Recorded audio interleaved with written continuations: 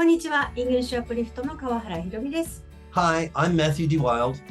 We would like to let you know about English Uplift's upcoming seminars.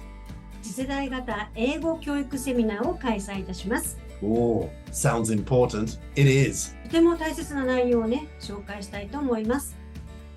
The speed with which changes to our society is increasing and becoming more and more unpredictable, yet our weekly English lessons continue. Can we really be sure that our lessons are giving the kids what they need for their future?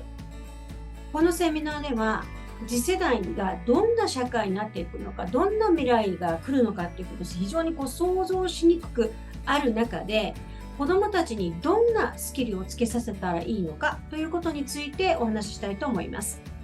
日本の児童英語教育の中では、歌やチャンツ、ゲームをすることがメインになっているレッスンがまだまだ多いように感じていますが、本当にそれでいいのでしょうか？ It's clear that for the benefit of our students' futures, teachers of English in Japan really need to rethink the content, the approach, and the what for of their lessons. 本当にご自身のレッスンがこのままでいいのという漠然とねした不安を持っている先生も多いんじゃないでしょうか。What we need to do is prepare our students for their futures by giving them the skills called the 6 C's. The 6 C's, these are skills that our students must have for their futures, and we can provide them in our English lessons. And at the seminars, we will show you how. 英語、教育というふうに大きな視点で捉えたときに、とても大切なスキル、それが 6 C's になります。で、これをレッスンにね、どんどん先生方にも取り入れていただきたいなというふうに思っています。Our seminars are very eye-opening and contain vital information. This information is needed by teachers of English right across Japan. そしてこのセミナーの後に、次世代型子ども英語講師養成講座8期の説明会をしたいと思います。